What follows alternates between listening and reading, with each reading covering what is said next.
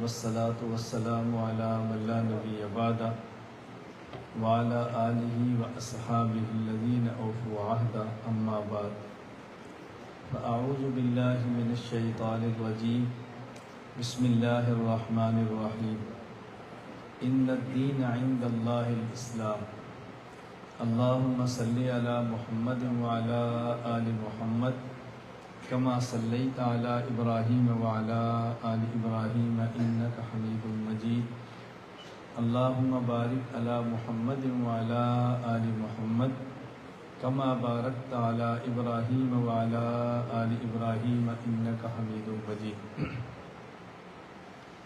ظہر کے بعد کی مجلس میں نے عرض کیا تھا کہ ہمارا تعارف یہ ہے کہ دین ہمارا اسلام ہے، مسلک ہمارا اہل سنت والجماعت ہے، مذہب ہمارا احناف ہے اور منہج ہمارا دیوبند ہے۔ دین کے حوالے سے مختلف باتیں اور کئی قسم کی باتیں سمجھنا ضروری ہے۔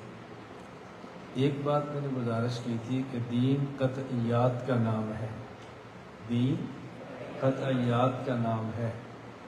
عقائد کی دو قسمیں ہیں، نمبر 1 عقائد قطعیہ، نمبر 2 عقائد ظنیہ۔ عقائد قطعیہ وہ ہیں جو دلیل قطعی سے ثابت ہو، اور عقائد ظنیہ وہ ہیں جو دلیل ظنی سے ثابت ہو۔ عقائد قطعیہ وہ ہیں جو دلیل قطعی سے ثابت ہوں، اور عقائد ظنیہ وہ ہیں جو دلیل ظنی سے ثابت ہو۔ جو عقیدہ قطعی کا منکر ہو وہ دائرہ اسلام سے خارج ہوتا ہے، اور جو عقیدہ ظنیہ کا منکر ہو وہ دائرہ اہل سنت والجماعت سے خارج ہوتا ہے۔ معلوم ہوا کہ یہ جو بات مشہور ہے کہ جس کا عقیدہ درست ہو وہ مسلمان ہے، عقیدہ درست نہ ہو مسلمان نہیں، اتنی بات کافی نہیں ہے۔ بعض عقائد ایسے ہیں اگر وہ درست نہ ہو تو بندہ دائرہ اسلام سے نکلتا ہے، اور بعض عقائد وہ ہیں اگر وہ درست نہ ہو تو دائرہ اہل سنت والجماعت سے نکلتا ہے۔ ایک ہے ضلالت، ایک ہے ضرر۔ ضلالت کا معنی ہے گمراہی، سب سے بڑی گمراہی وہ کفر کی ہے، اس کے بعد گمراہی فسق بدعت کی ہے، اس کے بعد گمراہی پھر فسق و فجور کی ہے، یہ ضلالت ہے۔ اور ایک ہوتا ہے ضرر، نقصان۔ ضلالت اور چیز ہے، ضرر اور چیز ہے۔ بسا اوقات یہ دیکھا جاتا ہے کہ ضار اور مضر زیادہ کون ہے، کبھی دیکھتے ہیں کہ ضال اور مضل زیادہ کون ہے۔ یہ بات میں کیوں کہہ رہا ہوں؟ بسا اوقات ہم گفتگو کرتے ہیں ایسے فتنوں کے خلاف اور ایسے فرقوں کے خلاف کہ جو کافر نہیں ہوتے، تو لوگ آپ کو کہیں گے کہ آپ کافروں کے خلاف کام نہیں کرتے، ان کے خلاف کرتے ہیں جو کافر نہیں ہیں۔ کبھی آپ گفتگو کریں گے نا غیر مقلدین کے خلاف، تو لوگ کہیں گے کفار کے خلاف کام کرو، لوگ کلمہ نہیں پڑھتے تم ان کی پڑھی ہوئی ہے۔ کبھی آپ گفتگو کریں گے اہل بدعت کے خلاف، تو لوگ کہیں گے لوگ کلمے پر پڑھ رہے تمہیں اہل بدعت کی پڑھی ہوئی ہے۔ لوگوں کے سامنے ہوتا ہے کہ ضال اور مضل زیادہ کون ہے، ہمارے سامنے ہوتا ہے کہ ضلالت بھی دیکھو ضرر بھی دیکھو۔ کبھی یہ دیکھتے ہیں کہ ضلالت میں کون بڑا ہے، اور کبھی دیکھتے ہیں کہ ضرر میں کون بڑا ہے۔ بعض لوگ عقائد کے اعتبار سے ضلالت میں بڑے درجے پر ہوتے ہیں، دین کو نقصان پہنچانے میں، ضرر دینے میں چھوٹے درجے پر ہوتے ہیں۔ میں اس کی ایک مثال دیتا ہوں۔ آپ کی مسجد میں، آپ کے محلے میں جہاں مسجد ہے، تو وہاں ایک وہ شخص ہے کہ جو عیسائی ہے، عیسائی، اور ایک وہ شخص ہے جو مسلمان ہے اور بدعتی ہے۔ اب ضلالت میں بڑا عیسائی ہے، ضلالت میں مسلمان بدعتی کم ہے، وہ بڑا گمراہ ہے اور یہ چھوٹا گمراہ ہے۔ لیکن عیسائی آپ کا گٹر بھی صاف کرتا ہے، آپ کی مسجد کی نالی بھی صاف کرتا ہے، جوتے کی جگہ بھی صاف کرتا ہے، مسلمان کے جوتے بھی سیدھے کرتا ہے اور کوئی نقصان نہیں دے رہا۔ اور ایک بدعتی ہے جو ہماری مسجد کے کام کے خلاف بھی بولتا ہے، ہمارے نمازیوں کو بھی خراب کرتا ہے، اور بندے بلا کے مسجد میں فتنہ بھی کھڑا کرتا ہے، اور ہو سکتا ہے اس کی وجہ سے مسجد دو ٹکڑوں میں بٹ جائے۔ اب بتائیں، یہ بدعتی ضلالت میں تو چھوٹے درجے میں ہے، لیکن ضرر میں بڑے درجے میں۔ اب آپ اپنی مسجد میں کسی عالم کو بلاؤ گے تو آپ کیا کہو گے؟ یہ جو عیسائی گٹر صاف کرتا ہے اس کے خلاف تقریر کرو یا بدعتی کے خلاف کرو؟ کیوں؟ نقصان یہ دے رہے ہیں۔ تو لوگ کم علمی کی وجہ سے یہ فرق نہیں کر پاتے کہ ضلالت میں کون بڑا ہے، ضرر میں کون بڑا ہے۔ میں نے اس لیے گزارش کی تھی کہ آپ ہمیں سمجھائیں، ہم سے بات کریں، ہماری بات ہم سے سمجھیں۔ کتنے لوگ میرے خلاف میری عدم موجودگی میں کہہ دیں گے امت کو پر پہ مار رہی ہے، اس کو غیر مقلدوں کی پڑی ہوئی ہے۔ تو میں نے کہا کبھی تمہاری کتاب کے خلاف کسی کافر نے بھی تقریر کی ہے؟ کبھی تمہاری کتاب پر کسی کافر نے بھی اعتراض کیا ہے؟ جی نہیں۔ کون اعتراض کرتا ہے؟ یہی مسلمان۔ میں جب ان کا جواب دیتا ہوں تو آپ کو اچھا لگتا ہوں، ماشاءاللہ ماشاءاللہ مولانا نے بڑا دفاع کیا۔ اب کیوں اچھا لگ رہا ہوں بھائی؟ اب آپ کو نا تو انجیل کے خلاف تقریر نہیں کرتا، ہماری صفائیاں کیوں دیتا ہے؟ اب آپ صفائی دلانے کے اختیار بیٹھے۔ یہ دیکھیں ضلالت میں کون بڑا ہے، لیکن یہ بھی دیکھیں، بولیے، ضرر میں کون بڑا ہوا ہے۔ ایک اور مثال سمجھیں، آپ کسی مسجد کے امام ہیں اور آپ نے مسجد میں بڑی محنت سے کام کیا ہے، نمازی بنائے، دیندار بنائے، بچوں کو حافظ بنایا، لوگ آپ سے عقیدت کے اندر آئے۔ اب کسی بندے نے آپ کو ڈر آپ رہے ہیں اور پھر آپ نے کہنا ایمان بھی ہمارا بنا ہوا ہے اور مجھے کچھ بھی نہیں ہوا، مجھے کچھ ہوا ہے؟ بولیے، کچھ بھی ہوتا تو محسوس ہونا تھا نا، اور آپ ایسے کر رہے ہیں اور پھر مجھے کہتے ہیں اس کا ایمان کمزور ہے۔ ایمان میرا کمزور ہے، جان تمہاری نکل رہی ہے۔ مسلمانوں ہمارے خلاف بولتے سوچا کرو، اپنے گریبان میں جھانکا کرو۔ میں سمجھتا ہوں میری یہ باتیں آپ کو اچھی نہیں لگتی، میں سمجھتا ہوں، ایسا نہیں میں چہرے دیکھ رہا ہوتا ہوں میری کون سی بات کس کو اچھی لگتی ہے، میں سمجھتا ہوں۔ کیوں؟ ہماری عادت ہے، ہم دوسروں پر تنقید شوق سے کرتے ہیں اور جب اپنے اوپر آئے تو پھر برداشت نہیں کرتے۔ ہم کہتے ہیں جو تنقید سہنے کی طاقت نہیں رکھتا وہ تنقید کرنے کی حماقت کبھی نہ کرے۔ جو تنقید سہنے کی طاقت نہیں رکھتا وہ تنقید کرنے کی حماقت کبھی نہ کرے۔ کرتے ہیں تو پھر برداشت بھی کریں۔ میں صرف بات سمجھا رہا ہوں، آپ کسی مسجد کے امام بنیں، محنت کریں، محنت کے بعد مقتدی کچھ آپ سے پیار کریں، کپڑے سفید، موٹر سائیکل، کسی نے گاڑی لے دی، اب آپ کی عزت شروع ہو گئی۔ مسجد ہی کے 10 نمازی آپ کے خلاف اکٹھے ہیں، یار اس امام کو نکالو، اس کا کچھ کرو، سمجھ آ رہی؟ اس کا کچھ کرو، یہ ہماری ترتیب کا نہیں ہے، اس کا کچھ کرو، یہ ہماری بات نہیں کرتا، اس کا کچھ کرو۔ اور اسی محلے میں ایک شخص وہ ہے جو عید کے دن بھی نماز نہیں پڑھتا، شراب پیتا ہے، زنا کرتا ہے۔ آپ جمعے کے بعد پریشان مسجد سے نکلیں اور وہ بندہ آپ کو ملے اور پوچھے مولانا صاحب پریشان ہیں، خیر تو ہے؟ نہیں کوئی ایسی بات نہیں، آپ بتائیں پھر بھی کوئی پریشانی؟ نہیں ہمیں محسوس ہو رہا ہے حضرت کوئی پریشانی ہے، بتائیں۔ آپ کہتے ہیں بس یار پریشانی کیا ہے، 10 بندے نماز بھی میرے پیچھے پڑھتے ہیں اور مجھے مسجد سے نکالنے کی فکر میں ہے۔ وہ کہتا ہے مولانا صاحب میں نماز تو نہیں پڑھتا لیکن جب تک میں زندہ ہوں نا اس مسجد سے کوئی آپ کو نکال نہیں سکتا۔ یہ اچھا مجھے آپ نے بتا دیا، کوئی اب آپ کو کہے تو مجھے کہنا اب بتائیں آپ کو یہ اچھا لگے گا یا وہ 10 نمازی اچھے لگیں گے؟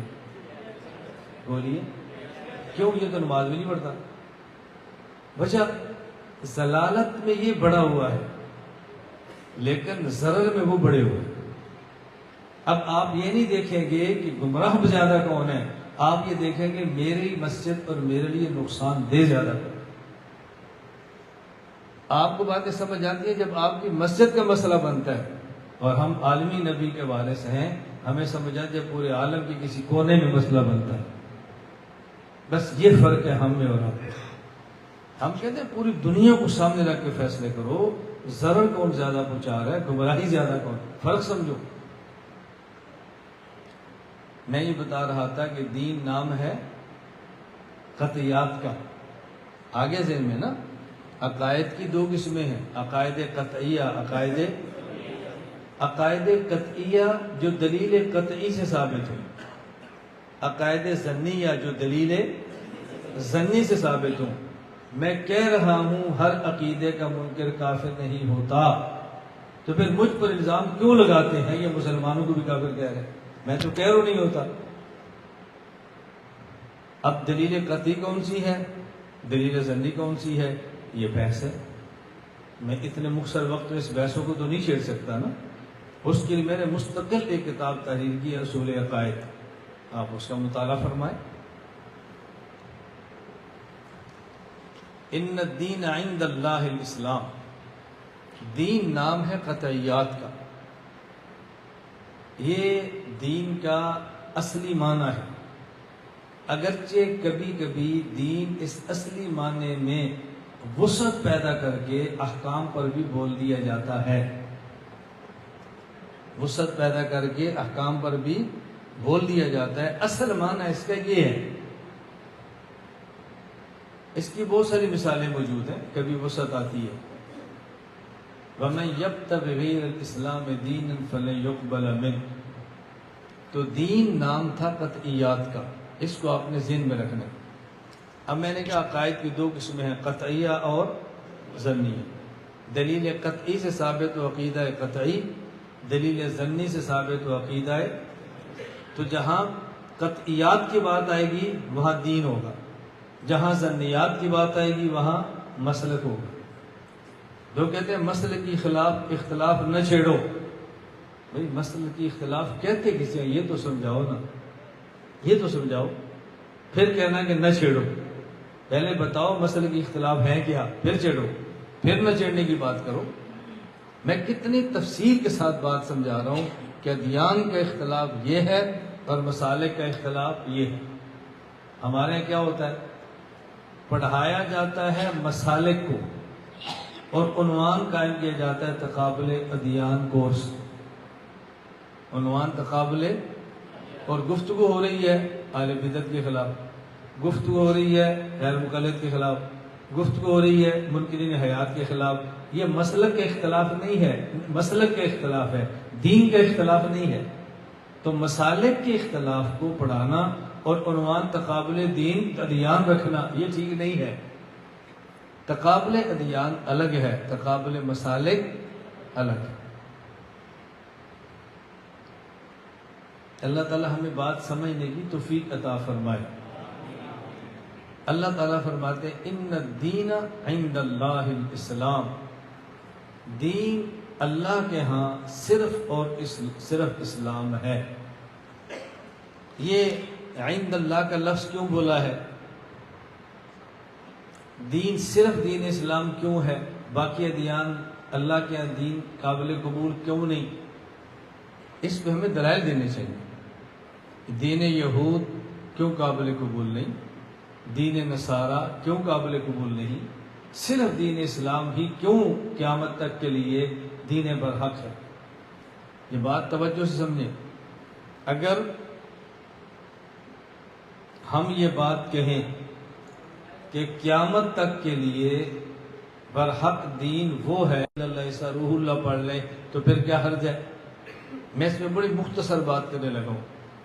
ہم کہیں گے دیکھو آپ ایک نبی ایسا بتاؤ جس کے دین کی بات آپ کریں اور آپ یہ کہیں کہ سارے لوگوں کو اس نبی کا کلمہ پڑھنا چاہیے، ایک ایسا نبی بتاؤ جو یہ کہے، جو خود کہے کہ میں سب کا نبی ہوں۔ کیا کہے؟ یہودی پیش کر دیں، موسیٰ علیہ السلام نے فرمایا ہو میں سب کا نبی ہوں۔ عیسائی پیش کر دیں، عیسیٰ علیہ السلام نے فرمایا ہو میں سب کا نبی ہوں۔ کوئی پیش کر دے، صرف ایک نبی حضرت محمد صلی اللہ علیہ وسلم ہے جو فرماتے ہیں انی رسول اللہ علیکم جمیعا ارسلت الی الخلق کافہ، میں سب کا نبی۔ بھئی سب کلمہ اس کا پڑھے نا جو کہے میں سب کا نبی ہوں، جو خود کو سب کا نبی نہ کہے۔ موسیٰ علیہ السلام سے کہیں ہم نے آپ کا کلمہ پڑھا تھا، ہماری سفارش کرو، وہ فرمائے میں نے تو نہیں کہا تھا میرا کلمہ پڑھو، کیوں پڑھا تھا ہم نے؟ نہیں، ہنسو مت، بات سمجھو۔ میں نے پہلے بھی آپ سے کہا میری ہنسانے کی ترتیب نہیں ہے، میں بات اس طرح کہتا ہوں کہ ہنستے ہنستے عقیدہ بندے کو سمجھ آ جائے۔ یہ آپ کے سوال کے جواب چل رہے ہیں، ہم نے کہا تھا عقیدہ بڑا مشکل ہے، تو میں نے نام ہی لیا کہ آپ کا سوال ہے، وہ میں بات بھی کر لوں گا۔ بات سمجھ آ رہی؟ یہی مسئلہ عیسیٰ علیہ السلام کا۔ نمبر ایک نبی وہ بتائیں کہ جو جن کا اپنا اعلان ہو کہ میں سب کا نبی۔ نمبر 2، ایسے نبی کا نام بتائیں کہ جس نبی کا اعلان ہو کہ میں آخری ہوں، میرے بعد اور کوئی نہیں ہے، میرا کلمہ پڑھ لو، کسی کا نام بتائیں۔ حضرت موسیٰ علیہ السلام نے فرمایا ہو، حضرت عیسیٰ علیہ السلام نے فرمایا ہو، ایک ہی نبی کا اعلان ہے انا خاتم النبیین ولیکن رسول اللہ و خاتم النبیین، انا خاتم النبیین، ایک ہی کا اعلان ہے، ختم بی النبیون، میں آخری نبی ہوں۔ بھائی مگر ایک بات بیان ہے، ایک آدمی باہر بیٹھے چاہ پی رہا ہے، مولانا حمزہ کہتے ہیں بھائی بیان ہو رہا ہے، وہ کہتے ہیں بھی آخری بیان ہے نہیں، اس کے بعد ایک اور بھی، چلو میں اس میں آ جاتا ہوں۔ وہ دوسرا شروع ہو گیا، آپ کہتے ہیں بھی ذرا ان کو بلاؤ، علماء کو بیان شروع ہے، بھائی آخری ہے نہیں ایک اور ہے، چلو اس کو سن لیں گے۔ اور جب تیسرا شروع ہو جائے تو پھر کہہ سکتے ہیں اس کے بعد آ جائیں گے، اب تو گنجائش ہی ختم ہو گئی نا۔ حضرت موسیٰ کے بعد کو کہہ سکتا ہے چلو عیسیٰ کلمہ پڑھ لیں گے، حضرت عیسیٰ کے بعد کہہ سکتا ہے حضرت محمد کا پڑھ لیں گے، ان کے بعد کیا کہے گا، کس کا پڑھ لیں گے؟ ایک نبی بتاؤ جس کا اعلان ہو کہ میں آخری نبی ہوں، میرے بعد کوئی نہیں ہے، میرا کلمہ پڑھو۔ نمبر 3، ہمیشہ نبی کا کلمہ پڑھا جاتا ہے تاکہ نبی کی تعلیم نہ، نبی جب آتا ہے اعلان نبوت کرتا ہے، لوگ اس کی نبوت نہیں مانتے تو نبی اپنی نبوت پہ دلیل دیتا ہے، جس کو معجزہ کہتے ہیں۔ کسی ایک نبی کا نام لے کر بتا دو جس کی دلیل نبوت معجزہ آج بھی موجود ہو، کسی ایک کا نام۔ یہودی کہتے ہیں موسیٰ علیہ السلام کا کلمہ پڑھو، ہم نے کہا ہم پڑھ لیتے ہیں، وہ نبی تھے؟ جی نبی تھے، دلیل پیش کرو۔ کہتے ہیں عصا، ہم کہتے ہیں دکھاؤ۔ ید بیضا، دکھاؤ۔ عیسائی کہتے ہیں عیسیٰ علیہ السلام کلمہ پڑھو نجات پا جاؤ گے۔ کوئی بندہ پوچھے وہ نبی تھے؟ جی، دلیل معجزہ، وہ جی وہ تو نبینے کو آنکھیں ملتی، اچھا یہ نبینے دے دو آنکھیں، نہیں ہے۔ ہم کہیں گے ہمارے نبی کا کلمہ پڑھ لو، تمہارے نبی کی نبوت پر دلیل نبوت ہے؟ ہم نے کہا جی ہے، پیش کرو۔ الحمدللہ رب العالمین، قرآن کریم۔ ہمارے نبی کی نبوت پہ دلیل نبوت معجزہ ہم پیش کرتے ہیں، کوئی اور پیش کر سکتا ہے تو پیش کر دے۔ معجزہ دلیل نبوت ہے نا۔ جب رسول اللہ صلی اللہ علیہ وسلم نے اعلان فرمایا تھا کہ میں نبی ہوں، دلیل مجھ پر اللہ کا کلام آتا ہے، انہوں نے کہا یہ اللہ کا کلام نہیں ہے، تیرا ہے، یہ بشر کا ہے، اللہ کا نہیں ہے۔ فرمایا نہیں، میرے اللہ کا ہے۔ کہا نہیں، یہ بشر کا ہے۔ اللہ نے فرمایا میرے محمد ان کو چیلنج کر دو، ان کو چیلنج کرو۔ یہ چیلنج کرنا کہاں سے ثابت ہے؟ بولو نا، یہ کیا آپ چیلنج کرتے رہتے ہیں؟ بھائی قرآن نے چیلنج کیے ہیں، میں نے کیا ہوں تو کرنے والا، قرآن چیلنج کرتا ہے۔ آپ یہ کہو میں نہیں کر سکتا، یہ تو نہ کہو بھائی تو کیوں کرتا ہے، یعنی اپنی نالائکی کو ہمارے کھاتے ڈال دیں گے، بھائی آپ کو میں نہیں کر سکتا۔ بات ختم ہو گئی. ہمیں یہ کہ بھائی آپ کیوں کرتے ہو؟ فرمایا میرے پیغمبر چیلنج کرو. اللہ نے اپنے نبی سے فرمایا چیلنج کرو. قل لئن اجتمعت الانس والجن على ان یاتوا بمثل هذا القرآن لا یاتون بمثله ولو كان بعضهم لبعض ظہیرا. قل چیلنج کر دو کو لے آؤ. نہیں لا سکتے؟ فاتو بعشر سور 10 صورتیں لے آؤ. نہیں لا سکتے؟ فاتو بسورہ 1 لے آؤ. نہیں لا سکتے؟ پھر جہنم کی تیاری کرو. جاؤ جہنم میں. یہ قرآنی طرز ہے. پھر جہنم کی تیاری کرو. فَإِن لَمْ تَفْعَلُوا وَلَن تَفْعَلُوا فَاتَّقُوا النَّارَ الَّتِي وَقُودُهَا النَّاسُ وَالْحِجَارَةُ. پھر جہنم کی تیاری کرو.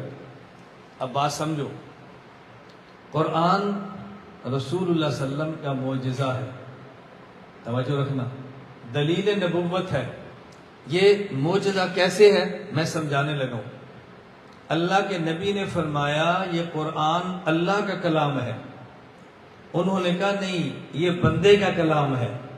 تو اللہ نے اللہ کے کلام ہونے پر دلیل یہ پیش کی اگر یہ اللہ کا کلام نہیں ہے تو اس جیسا تم لاؤ. یہ دلیل کیسے بنتی ہے ذرا یہ سمجھنا. دنیا کا ضابطہ یہ ہے جس جیسی چیز انسان بنا سکے اس کا معنی کہ وہ جس جیسی بنی ہے وہ بھی انسان نے بنائی. جس جیسی چیز انسان نہ بنا سکے اس کا معنی کہ وہ جس بھی انسان نے نہیں بنائی. میرے سر پہ پگڑی ہے. اس ایک پگڑی جیسی ایک انسان 1 کروڑ پگڑی بنا سکتا ہے. اس کا معنی کہ یہ پگڑی بھی انسان نے بنائی ہے. اس پگڑی کے نیچے میرا سر اس سر جیسا ایک سر 1 کروڑ انسان مل کر بھی نہیں بنا سکتا. اس کا معنی کہ یہ سر بھی انسان نے نہیں بنایا.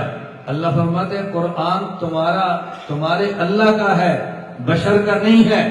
دلیل یہ ہے کہ سارے بشر مل کر اگر اس جیسا بنا لو تو یہ بھی بشر کا ہے. اگر اس جیسا نہ بنا سکو تو پھر یہ بھی بشر کا نہیں. تو سمجھ آ رہی ہے بات؟ آپ طالب علم ہے نا, دلیل دینا سیکھو. ہماری اتنی طاقتور دلیل ہوتی ہے ہماری کمزور زبان سے دلیل پر پانی پھر جاتا ہے. دلیل دینا سیکھو. دلیل دینا سیکھو. آدمی کو سردی لگ رہی ہو اس کو دودھ پلاؤ لیکن دودھ گرم پلاؤ. فریج کا نکال کے پلاؤ اس کا بخار کہاں سے کہاں چلا جائے گا. وہی دلیل دینا سیکھو. بیمار کو دودھ پلاؤ لیکن بولیے گرم. آپ کہتے ہیں بیمار کو بھی ٹھنڈا دودھ پلانا. بھائی ہر کسی کو ٹھنڈا دودھ نہیں پلاتے. دلیل دینا سیکھو.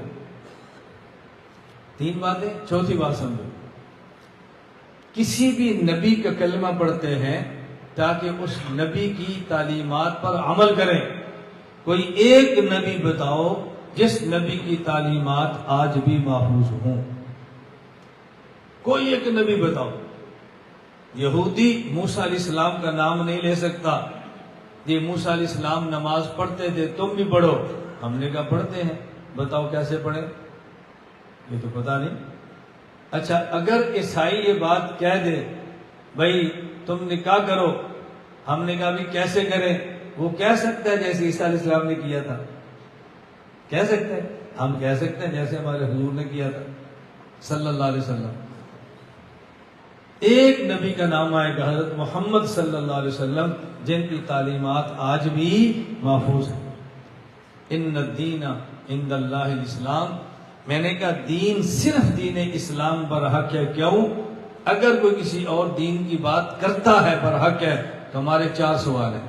ایک نبی کا نام بتاؤ جس کا اعلان ہو میں سب کا نبی ہوں. ایک نبی کا نام بتاؤ جس کا اعلان ہو میں آخری نبی ہوں. ایک نبی کا نام بتاؤ جو کہے کہ میری نبوت پہ یہ دلیل ہے اور دلیل نبوت آج بھی موجود ہو. ایک نبی کا نام بتاؤ جس کی تعلیمات آج بھی محفوظ ہو. نام آئے گا تو صرف ایک محمد صلی اللہ علیہ وسلم اور ان کا دین دین اسلام ہے. یہ ہے ان الدین الاسلام. میں عند اللہ چھوڑ دیا. ان الدین الاسلام. دین صرف دین اسلام ہے. باقی عند اللہ کیوں ہے یہ الگ بات ہے، عند اللہ کیوں ہے یہ الگ بات ہے۔ دین ہمارے یہاں بھی اسلامی ہے، اللہ کے یہاں بھی اسلام ہے، پھر عند اللہ کیوں فرمایا؟ عند اللہ کیوں فرمایا؟ یہ عند قرآنی اصطلاح ہے، عند یہ قرآنی اصطلاح ہے۔ قرآنی اصطلاح کا مطلب کیا ہے؟ اچھی طرح بات سمجھ، عند قرآنی اصطلاح ہے۔ میں اس پر ایک واقعہ سناتا ہوں، بات آپ کو جلدی سمجھ آئے۔ میرے پاس ایک میرا شاگرد آیا، اس کے ساتھ ایک لڑکا تھا، کہا کہ اس نے کوئی بات پوچھنی ہے۔ میں نے کہا پوچھو۔ وہ لڑکا کہنے لگا کہ آپ کہتے ہیں کہ انبیاء قبروں میں زندہ ہیں اور دلیل پیش کرتے ہیں اس لیے کہ شہید زندہ ہے، جب شہید زندہ ہے اس کو عظمت پیغمبر کی وجہ سے ہے تو نبی بطریق اولا زندہ ہے، اور آپ دلیل پیش کرتے ہیں لا تحسبن الذین قتلوا فی سبیل اللہ امواتا بل احیاء عند ربہم یرزقون، یہ زندہ ہیں۔ کہتے ہیں زندہ ہم بھی مانتے ہیں، زندہ آپ بھی مانتے ہیں، فرق ایسا ہے ہم وہاں زندہ مانتے ہیں جہاں قرآن کہتا ہے، تم وہاں زندہ مانتے ہو جہاں تمہارے بزرگ کہتے ہیں۔ دیکھو مخالف کی چالیں، کیا کہتا ہے؟ ہم بھی زندہ مانتے ہیں، کہاں؟ جہاں قرآن کہتا ہے، اور تم وہاں مانتے ہو جہاں تمہارے بزرگ کہتے ہیں۔ ہم کہتے ہیں علیین میں زندہ ہے، اللہ کے پاس، تم کہتے ہو قبر میں زندہ ہے۔ تو ہم زندہ مانتے ہیں جہاں قرآن کہتا ہے، تم وہاں مانتے ہو جہاں تمہارے بزرگ کہتے ہیں۔ سوال سمجھ آیا؟ میں نے کہا توجہ رکھنا، یہ بتا اللہ کہاں ہے؟ قرآن نے کیا کہا؟ بل احیاء عند ربہم، وہ زندہ ہیں جہاں اللہ ہے۔ تو بتا اللہ کہاں ہے؟ اللہ علیین میں؟ کہتا ہے جی نہیں، ہم تو ہر جگہ کہتے ہیں نا۔ وہ کہتے ہیں عرش پہ، میں نے کہا علیین میں ہے، کہتا ہے نہیں۔ میں نے کہا کہاں ہے؟ کہتا ہے عرش پہ۔ تو میں نے کہا قرآن تو کہتا ہے اللہ کے پاس ہے، تو پھر عرش پہ زندہ ہوئے نا، علیین میں تو نہ ہوئے، تم تو علیین میں کہتے ہو۔ سمجھ آ گئی؟ اور اگر تو کہتے ہیں ہر جگہ زندہ ہے، ہر جگہ، تو میں نے کہا تو پھر مبتدئین سے بھی بڑا مشرک ہوا۔ وہ نبی کو ہر جگہ پہ مانتے ہیں، تو نے تو شہید کو ہر جگہ پہ مان لیا، تو ایک قدم اور آگے نکل گیا۔ اب بتا، مجھے کہتے جی آپ بتائیں۔ میں نے کہا بس علم ختم ہو گیا، آپ بتائیں۔ میں نے تو بتانا ہی ہے، اب تو بتا۔ سوال ان کا سمجھ آ گیا؟ اس لیے میں کہتا ہوں عندہ یہ قرآنی اصطلاح ہے، اس قرآنی اصطلاح کو سمجھ لو، اشکالات اڑتے چلے جائیں۔ اشکال آئے گا ٹکرائے گا، آئے گا ٹکرائے گا، آئے گا ٹکرائے گا، پیچھے ہٹے گا، آپ کو تنگ نہیں کرے گا۔ قرآنی اصطلاح سمجھو، دنیا میں ہر چیز پر حقیقی اختیار اللہ کے ہیں، اور ظاہری طور پر بعض چیزوں کے اختیار اللہ بندوں کو دیتے ہیں، اور بعضوں پر ظاہری اختیارات بھی اپنے پاس رکھتے ہیں۔ دنیا میں ہر چیز پر حقیقی اختیار اللہ کے ہیں، اور ظاہری طور پر کبھی اختیار بندے کو دیتے ہیں اور کبھی اپنے پاس رکھتے ہیں۔ جہاں حقیقی اختیار کے ہوتے ہوئے ظاہری اختیار بندے کو دے دیں تو نسبت بندے کی طرف کر کے عند الناس کہتے ہیں، اور جہاں ظاہری اختیار بھی اپنے پاس رکھ لیں وہاں عند ربہم کہتے ہیں۔ میں اب آپ کو مثال دیتا ہوں، مثال دوں گا تو بات سمجھ آئے گی نا۔ مثال دیتا ہوں، آپ کسی کو ملنے کے لیے جاتے ہیں، آپ کہتے ہیں ابو جی کہاں پر ہیں؟ چاٹگام یہ ہیں، کب آئیں گے؟ کل آئیں۔ دادا ابو کہاں پر ہیں؟ اللہ میاں کے پاس۔ ابو کہاں پر ہیں؟ بولو، چاٹگام۔ دادا ابو اللہ میاں کے پاس۔ اللہ میاں کے پاس کا معنی قبرستان میں فوت ہو گئے۔ اب بتاؤ، چاٹگام یہاں ڈھاکہ سے مثلا 400 کلومیٹر، میں اندازہ کر 400 کلومیٹر، اور قبرستان 1 کلومیٹر بھی نہیں ہے۔ تو جو دور ہے وہاں کہتا ہے چاٹگام میں ہے، جو قریب پڑے ہیں وہ کہتا ہے اللہ میاں کے پاس ہے۔ فرق کیا ہے؟ ابو جان ڈھاکہ سے چاٹگام مرضی سے گئے ہیں، مرضی سے آئیں گے، اور دادا ابو نہ مرضی سے گئے ہیں نہ مرضی سے آئیں گے، اس لیے کہ وہ اللہ میاں کے پاس ہے، ان کی مرضی ختم ہو گئی ہے، وہ اللہ میاں کے پاس ہے۔ مثال سمجھ آ گئی؟ بولیے۔ آپ چاٹگام سے ڈھاکہ آئے ہیں، بھائی آپ کتنے بجے چلے تھے؟ میں صبح چلا ہوں 5 بجے۔ کتنے بجے پہنچے ہیں؟ تقریباً میں کوئی آگے ہوں 9-10 بجے۔ کیسا رہا سفر؟ الحمدللہ روڈ بہت اچھا تھا، خالی تھا، اتوار تھی، چھٹی تھی، گاڑی بہت اچھی تھی، الحمدللہ بڑے آرام سے پہنچ گئے، اللہ کا بڑا شکر ہے۔ ایسے کہتے ہیں نا۔ اور اگر آ رہے تھے اور راستے میں ایکسیڈنٹ ہو گیا، ساتھ کے سارے بندے مر گئے، یہ ایک رہ گیا، پوچھو بھئی کب چلے تھے؟ 5 بجے۔ کب؟ کہتا ہے بس اللہ نہیں پہنچایا، اللہ نہیں پہنچایا۔ بتاؤ جب گاڑی ٹھیک تھی تو کس نے پہنچایا تھا؟ بولو۔ ایکسیڈنٹ ہوا تو کس نے پہنچایا ہے؟ اللہ نے۔ پہلے نسبت اللہ کی طرف نہیں گئی، گاڑی بہت اچھی تھی، روڈ بہت اچھا تھا، ڈرائیور ماشاءاللہ بہت اچھا تھا، اور اب کہتے ہیں اللہ ہی نے۔ کیوں؟ اس لیے کہ اب پہنچنے کے سارے راستے بند ہو گئے تھے، اب اللہ کی طرف نسبت کر دی ہے، کیونکہ وہ صورت نظر نہیں آ رہی تھی۔ تو بات سمجھ آ رہی ہے آپ؟ میں آپ کو کتنی مثالیں اس پر دوں۔ حضرت زکریا علیہ السلام گھر آئے، حضرت مریم کو کمرے میں رکھا، چلے گئے اپنے دینی کام کے لیے، واپس تشریف لائے، دروازہ کھولا، حضرت مریم کے پاس بغیر موسم کے پھل ہے۔ یا مریم انا لک ھذا قالت ہوا من عند اللہ۔ جو روزانہ زکریا دیتے تھے وہ بھی من عند اللہ تھا، جو آج ملا ہے یہ بھی من عند اللہ ہے، لیکن روزانہ زکریا علیہ السلام جو دیتے تھے ان میں ظاہری اختیار زکریا کا تھا علیہ السلام، اور جو آج ملا ہے اس میں ظاہری اختیار زکریا یا مریم کا نہیں ہے، کہا من عند اللہ، یہ اللہ کی طرف سے۔ یہ کس کی طرف سے ہے؟ چلو یہ تو میں آپ کو واقعہ سنا، تو آپ نے سنا ہوگا حضرت امام ابو یوسف رحمہ اللہ کے دور میں خلیفہ ہارون الرشید نے کہا اپنی بیوی کو، کسی بات پہ انبن ہو گئی تو بیوی کو اس نے کہا غروب آفتاب سے پہلے پہلے میری حدود سلطنت سے نکل جا۔ جب شوہر ناراض ہے پھر کہتا ہے سامان کام گھر جا، نکل یہاں سے۔ ناراض ہوتا ہے تو بیوی کو یہی کہنا ہوتا ہے، اور کیا کہے گا؟ تو خلیفہ ہارون الرشید نے کہا غروب شمس سے پہلے پہلے میری حدود سلطنت سے نکل جا، اگر تو نہ نکلی تجھے 3 طلاق کہہ دیا۔ بعد میں افسوس ہوا، ملکہ بھی پریشان ہو گئی۔ اب جب پھنسے تو قاضی امام ابو یوسف کے پاس بھیجا خلیفہ کی بیوی نے کہ امام صاحب مسئلہ بتاؤ۔ فرمایا مسئلہ بڑا اہم ہے، اس کے لیے ملکہ کو خود آنا پڑے گا۔ مسئلہ ہم ہے جی، کب آئے؟ کہ سورج نکلنے سے تھوڑی دیر پہلے آ جانا۔ وہ سورج سے، اب اس کی مجبوری تھی، سورج کے نکلنے سے کچھ دیر پہلے آنا تھا۔ حضرت امام ابو یوسف رحمہ اللہ نے مسجد کے اندر ایک جگہ بنا دی جس طرح اعتکاف والوں کی بناتے ہیں، کہا وہاں بیٹھو میں آتا ہوں، میں بھی مسئلہ بتا۔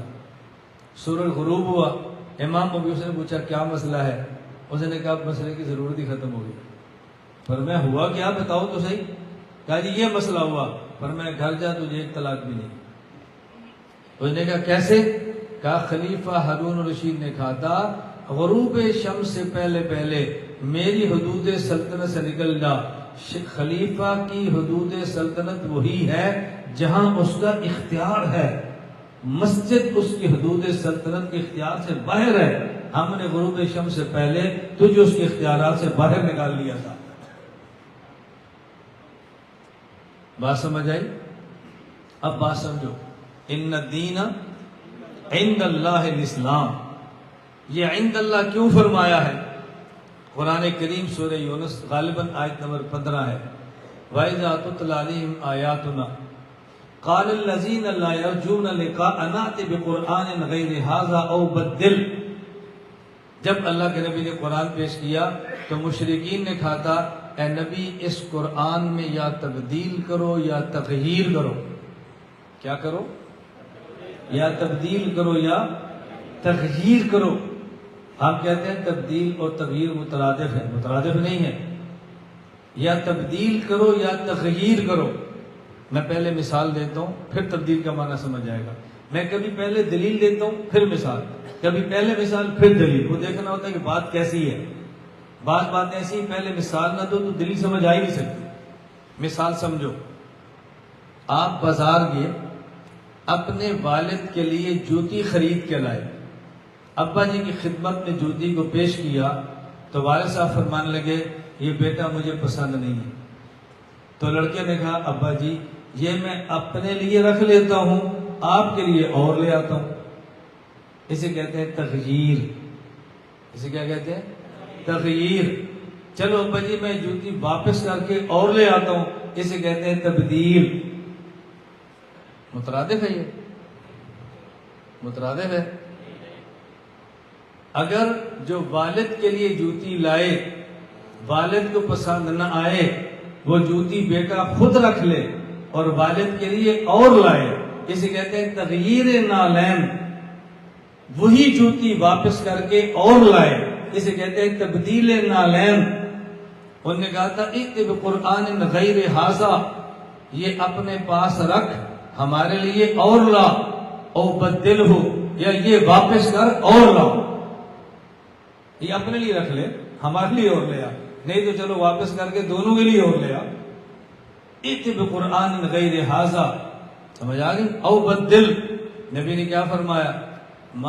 قل ما یکون لی ان ابدلہ من تلقاء نفسی، میں نبی تبدیل نہیں کر سکتا.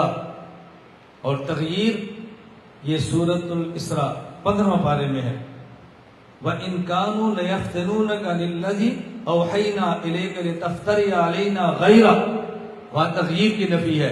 فرمایا میرے پیغمبر کو بتا میں اس قرآن میں تبدیلی بھی نہیں کر سکتا کہ یہ واپس کر کے اور لاؤں. میں اس میں تغییر بھی نہیں کر سکتا، یہ اپنے لیے رکھوں تمہارے لیے اور لاؤں.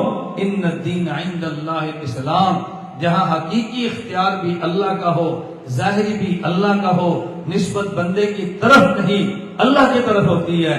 اللہ نے فرمایا ان الدین عند اللہ الاسلام، یہ دین وہ ہے کہ جس میں تبدیلی کا اختیار نبی کو بھی نہیں ہے، یہ وہ دین ہے. ان الدین، او بیان والے سمجھ آ رہی بات؟ ادھر دیکھ رہے مسلمان آدمی سمجھ کیسے آئے گی؟ پوچھ لو نہیں سمجھ آئی، میں غلط نہیں کہتا، بے شک پوچھ لو. میں جب بندہ پکڑتا ہوں تو ایسے تھوڑا پکڑتا ہوں. نہ سمجھ آئی؟ ان الدین عند اللہ الاسلام، یہاں عند اللہ لا کر یہ بتایا ہے کہ یہ دین ایسا دین اسلام ہے اس میں تبدیلی کے اختیار خود نبی کو بھی نہیں ہے. تم کون ہو سکتے ہو بدلنے والے؟ تم کون ہوتے ہو؟ اس لیے ہم دنیا کفر کو یہ بات کہتے ہیں، ہم دینی معاملات میں کمپرومائز نہیں کر سکتے. یہ ہمارے اختیار میں نہیں ہے کہ ہم بدل دیں. ہم کیسے بدل سکتے ہیں؟ لوگ کہتے ہیں مولانا صاحب کچھ گنجائش نکالو. میں نے کہا ہم نہیں نکال سکتے، کسی اور سے نکلوا لے، ہم نہیں نکال سکتے. اب سمجھ آئی میں کیوں نہیں نکالتا گنجائش؟ جی گنجائش نکالو. نبی کے صحیح وارث ہیں، وہ نہیں گنجائش نکال سکتے. جہاں گنجائش نکلے گی وہاں نکالیں گے نا، جہاں نہیں نکل سکتی کیسے نکالیں؟ ان الدین عند اللہ الاسلام. میں نے بھی 2 باتیں کی ہیں. نمبر 1 دین اسلام ہے، آگے ذہن میں. نمبر 2 یہ عند اللہ کیوں فرمایا ہے؟ اور اس سے پہلے میں نے سمجھانے کے لیے کہا کہ عقائد قطعیہ اور عقائد ظنیہ، یہ میں نے مختصر سی بات کی ہے. انہوں نے مجھ سے عصر کے بعد سوال کیا تھا، میں اس کو اب تھوڑا سا صراحتاً کہتا تھا کہ بات سمجھ آئے. ایک سوال یہ تھا کہ جب ہم عقائد کو بیان کریں گے تو دوسرے کا رد کرنا پڑے گا، اس سے مسائل پیدا ہوں گے. نہیں، مسائل نہیں پیدا ہوتے. میرا اصول یاد رکھ لیں، حق ہو، کیا ہو؟ حق ہو، اخلاص ہو، اعتدال ہو، دلائل ہو اور تسلسل ہو. بتاؤ کی کتنی چیزیں؟ حق ہو، اخلاص ہو، دلائل ہو، اعتدال ہو، تسلسل ہو. بتاؤ کی یاد رکھ لو کتنی چیزیں ہیں؟ نمبر 1 حق، نمبر 2 اخلاص، نمبر 3 دلائل، نمبر 4 اعتدال، نمبر 5 مسلسل۔ آپ یہ پانچوں ترتیب سے کام کریں، مجھے اللہ توفیق دے میں اگلے سال پھر آ جاؤں، مجھے پھر آپ بتانا کہ مولانا صاحب ہم نے آپ کی ترتیب پر گاؤں میں کام کیا ہے لیکن نہیں ہوا، میں ذمہ دار ہوں، میں ذمہ دار ہوں، ترتیب میری شرط ہے، یہ نہیں کہ اصول مرسلیہ ترتیب کسی اور کی ہے، پھر آپ کیا فرماتے ہیں، پھر میں نے کیا فرمانا ہے، جن سے ترتیب لی ہے ان سے جا کر پوچھو، میں کیوں فرماؤں، میں تو فرما دیا آپ کو۔ یہ بات میں کیوں کہہ رہا ہوں؟ طلبہ یہ بات سمجھنا، میں نے گاؤں میں کام کیا ہے، شہر میں نہیں۔ کہاں کیا؟ گاؤں میں کام کیا ہے، اور ان مشکلات میں کیا ہے کہ گاؤں آیا ہوں، جمعے کی تقریر کی ہے، خطبہ دیا ہے، مصلی پر کھڑا ہوا ہوں تو میرا ہاتھ پکڑ کے پیچھے کر دیا ہے، تو نے نماز نہیں پڑھانی، اتنی مخالفت، میں پیچھے ہٹ گیا ہوں۔ آج میرے اس گاؤں میں 5 مسجدیں ہیں، اور مسجد کا امام میرے میسج پہ بنتا ہے، میسج پہ بدلتا ہے۔ میں نے وہاں سے کام شروع کیا اور یہاں تک پہنچا ہوں، اور ابھی 25 سال بھی نہیں ہوئے اس بات کو، یہ تو میں 22 سال کی محنت سنا رہا ہوں آپ کو۔ کیسے نہیں کام ہوتا؟ شرط کیا ہے؟ حق، اخلاص، دلائل، اعتدال اور مسلسل۔ کبھی کام حق نہیں ہوتا، کبھی حق ہوتا ہے اللہ کے لیے نہیں ہوتا، کبھی اللہ کے لیے ہوتا ہے دلیل نہیں آتی، کبھی دلیل آتی ہے سختی آ جاتی ہے، اور کبھی سختی بھی نہیں ہوتی، مسلسل نہیں ہوتا۔ رمضان آیا تو تراویح پہ بیان، رمضان گیا تو ختم، بس۔ محرم آیا تو شیعہ کے خلاف بیان، محرم گیا تو ختم، بس۔ رجب آیا تو معراج پہ بیان، رجب گیا تو ختم۔ یہ تو تسلسل تھوڑا ہی ہے، تسلسل سے کریں۔ میں نے الحمدللہ ایک ترتیب بنائی ہے، میرا چھوٹا سا کتاب ہے اسلامی عقائد، 230 عقیدے، بچوں کو یاد کرا دیں، مسلسل بیان کریں، ایک عقیدہ اپنی مسجد میں روز بیان کریں، کیا فرق پڑتا ہے؟ ہم نے ترتیب بنائی ہے، حدیثیں لکھی ہیں، عقائد پہ کتابیں لکھی ہیں، فقہ پہ کتابیں لکھی ہیں، 2 سال کا کورس تیار کیا ہے عام لوگوں کے لیے، عام مسجد کے مقتدی کے لیے۔ مجھے طلبہ کہتا ہے جی مدرسہ نہیں، میں نے کہا کیوں مدرسہ نہیں؟ ریڈی لگاؤ، مغرب کے بعد اپنی بیٹھک میں پڑھاؤ۔ کیوں مدرسہ نہیں؟ کیا لگاؤ؟ بولو، ریڈی لگاؤ، مزدوری کرو، اور مغرب کے بعد اپنے گھر میں 2 بچوں کو میرا 2 سال علم دین کورس پڑھاؤ، اور وہ میں 2 سال علم دین کورس وہ دے رہا ہوں، آپ اس کی مثال، میں ڈرتا ہوں بات کہتے اللہ مجھے معاف فرمائے، شاید آپ مدارس میں پیش نہ کر سکیں۔ اصول عقائد، اصول تفسیر، اصول حدیث، اصول فقہ، اسلامی عقائد، کتاب العقائد، کتاب الحدیث، کتاب الصرف، کتاب النحو، کتاب الفقہ، کتاب السیرت، اور کتاب الاداب، جس میں موبائل استعمال کرنے کے، ای میل کرنے کے، فیکس کرنے کے آداب بھی موجود ہیں۔ کام کیسے نہیں ہوتا؟ جی میں غریب آدمی ہوں، میں غریب آدمی تو ریڈی لگا، نہ 4 منزلہ مدرسہ بنا، ریڈی لگا، مغرب بعد اپنے گھر میں 2 سالہ کورس کرا، سبحان اللہ، مدرسہ کیسے نہیں بنتا؟ میں نے اپنے گاؤں میں جب کام کیا ہے تو میں نے 4 بچیاں 5-5 سال عمر کی، صبح الف با پڑھاتا اور شام الف با پڑھاتا، اور دن کو وہ اسکول میں جاتی، 4 بچیاں 5-5 سال کی، میں نے یوں الف با گاؤں سے شروع کی ہے، ایسے نہیں میں سیدھا بخاری لے کر بیٹھ گیا ہوں۔ آپ پتہ کراچی پڑھے، دبئی میں کام کرے، میں نے سب سے پہلا بیرون کا سفر 23 سال کی عمر میں کیا ہے، لیکن جب گاؤں میں بیٹھو تو الف با سے کیا۔ کام کیسے نہیں ہوتا؟ آپ کے اندر یہ کام نہیں ہو سکتا۔ مسئلہ کیا ہے؟ میں پھر کہتا ہوں، معذرت میری بات کو سمجھ لیں، آپ یہ نہ کہنا کہ مولانا صاحب مجھے ہمیں اپنا مرید بنانا چاہتا ہے، میں سمجھانے کے لیے کہہ رہا ہوں۔ آپ کون ہے؟ غریب آدمی، کون ہے؟ دیہاتی آدمی، کون ہے؟ کاڑے سے آدمی، اور بیعت کیسے کرنا ہے؟ جو سب سے چٹا پیر ہو۔ بیعت کیسے کرنا ہے؟ جو سب سے مالدار پیر ہو۔ بیعت کیسے کرنا ہے؟ جیسے رابطہ ہی نہ ہو سکتا ہو، تو پھر آپ کام کیسے کریں گے گاؤں میں؟ او بھائی گاؤں میں کام کرنا ہے تو دیہاتی پیر کی پوری بیعت کر۔ یہ میں غلط باتیں کہہ رہا ہوں؟ بولتے نہیں، وہ میری بات سمجھ آ رہی ہے؟ میں یہ نہیں کہہ رہا مجھ سے بیعت کرو، یہاں پہ ڈھاکہ میں ہے، بنگلہ دیش میں علماء ہے، یہ تھوڑا میں کہہ رہا ہوں مجھ سے کرو، کام دیہات میں کرنا ہے تو دیہاتی پیر سے بیعت کر لو، اور بھائی غریبوں میں کرنا ہے کسی غریب سے کر لو۔ آپ کی بیعت نہیں ہوتی جب تک کروڑوں پتی پیر نہ ہو کہ اس میں قصور کس کا ہے؟ کس کا قصور ہے؟ اپنے رخ ٹھیک کرو، اپنی ترتیب ٹھیک کرو۔ اللہ مجھے اور آپ سب کو بات سمجھنے کی توفیق عطا فرمائے۔ میں نے بڑی مختصر سی بات کی ہے۔ میں ایک بات عقائد کے حوالے سے آخری کہتا ہوں، پھر میں حدیث پڑھ کے آپ کو اجازت بھی دیتا ہوں۔ یہ کہہ رہے تھے عقائد، یہ ایک سوال سمجھ آ گیا، کام کرنا مشکل ہے یا آسان ہے؟ مخالفت نہیں ہوتی، مخالفت نہیں ہوتی۔ یہ میں بعض باتیں وہ جو میڈیا پر کہہ سکتا ہوں، بعض وہ جو میں میڈیا پر ریکارڈنگ نہیں کرا سکتا، بند کمرے میں بیٹھے میں بتاؤں میں نے دیہات میں کیسے کام کیے، میں نے بندے کیسے جوڑے ہیں، ساتھ کیسے ملائے ہیں، غریب لوگ کیسے ملائے ہیں، گاؤں کے غریب فقیر مسکین کیسے ہم نے ساتھ جوڑے ہیں۔ سارا وقت کارگزاری بھی گزر جائے گا، میں سے ساری باتیں نہیں کر رہا۔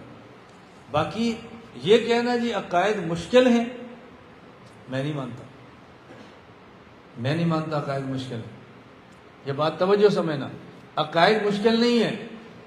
مسئلہ یہ ہے، میں استنبول میں ہوں، میرے پاس ہر ہفتے کو شام کو یونیورسٹی کے لڑکے آتے ہیں، رات رہتے ہیں، اتوار کے دن رہتے ہیں، اتوار کی شام کھانا کھا کے جاتے ہیں۔ میں نے مدرسہ بنا لی ہے، بن گیا نا مدرسہ۔ ہفتے میں 2 دن یونیورسٹی کے لڑکے آتے ہیں، رات کھانا کھلاتا ہوں، صبح ناشتہ، دوپہر کھانا، شام کھانا، اور جاتی دفعہ کرایہ بھی دیتا ہوں۔ مدرسہ بنا کہ نہیں بنا؟ آپ 10 سال میں اتنا کام نہیں کریں گے جو میں 4 سال میں کروں گا۔ کیوں؟ دن کو یونیورسٹی پڑھتے ہیں، رات کو ہمارا کورس پڑھتے ہیں گھر بیٹھ کے، اور ہفتے کی رات میرے پاس رہتے ہیں۔ آپ بتاؤ 4 سال بعد یہ کیسے بنے گے؟ جو میرے پاس 4 سال گزار جائے وہ کیسا بنے گا؟ کیسے نہیں کام ہوتا؟ ایک خرچہ بھی نہیں مدرسے پر، بنا لیا ہم نے، گھر بیٹھے بیٹھے مدرسہ کر لیا۔ یہ میرے بیانات وہی ریکارڈ کرتے ہیں۔ یہ جیسے میرے بیانات ترکی سے آتے ہیں، پہلے میری گھر والی اپلوڈ کرتی تھی، یہ کیمرہ لے کر بیٹھتی تھی، میری اہلیہ بیان بناتی تھی۔ آپ بتاؤ ذرا۔ اور یہ نہیں کوئی کالج کی پڑھی عورت ہے، 5 جماعت اسکول پڑھا ہے، باقی مدرسہ پڑھی ہوئی میری طرح۔ ہم دونوں مل کر کام کرتے، کیونکہ ہم نے کام کرنا ہے۔ خاوند اور بیوی کا ایک سطح پہ ہونا ضروری ہے، ایک فکر اور سوچ کے ساتھ کام کیسے نہیں ہوتا۔ خیر میں بات سنانے لگوں، توجہ رکھنا۔ ہم بھی کہتے ہیں نا مشکل ہے، مشکل نہیں ہے۔ میں یہ بات آپ کو سمجھانے لگا ہوں، دنیا میں زندہ رہنے کے لیے وہ لڑکوں کی بات میں نے کیوں سنائی؟ لڑکے بیٹھے ہیں، میں نے کہا اچھا یہ بتاؤ کمپیوٹر چلانا آپ کو آتا ہے یا مجھے؟ کہا جی ہمیں۔ میں نے کہا موبائل؟ کہا جی ہمیں۔ میں نے کہا ریکارڈنگ؟ کہتے ہیں ہمیں۔ میں نے کہا تمہیں بیان کرنا آتا ہے؟ کہتے ہیں نہیں۔ نہیں۔ میں نے کہا اچھا یہ بتاؤ میں تم سے زیادہ ذہین ہوں یا تم ذہین ہو؟ حفصہ جی آپ ذہین ہیں۔ میں نے کہا حفصہ؟ کہا جی آپ کا تیز ہے۔ میں نے کہا عمر؟ کہتے ہیں آپ کی بڑی ہے۔ میں نے کہا دماغ؟ کہتے ہیں آپ کا بہت ہے۔ میں نے کہا پھر مجھے موبائل کیوں نہیں آتا؟ توجہ رکھیں، مجھے کیوں نہیں آتا؟ کیوں؟ ذہین وہ بھی ہیں، ذہین میں بھی ہوں، سمجھدار وہ بھی ہیں، سمجھدار میں بھی ہوں۔ میری سمجھ اور ذہن عقائد پہ لگی ہے، عقیدہ کھل گیا ہے، ان کی موبائل پہ لگی ہے، موبائل کھل گیا۔ اب میرے لیے اتنا مشکل موبائل ہے کہ آپ تصور نہیں کر سکتے۔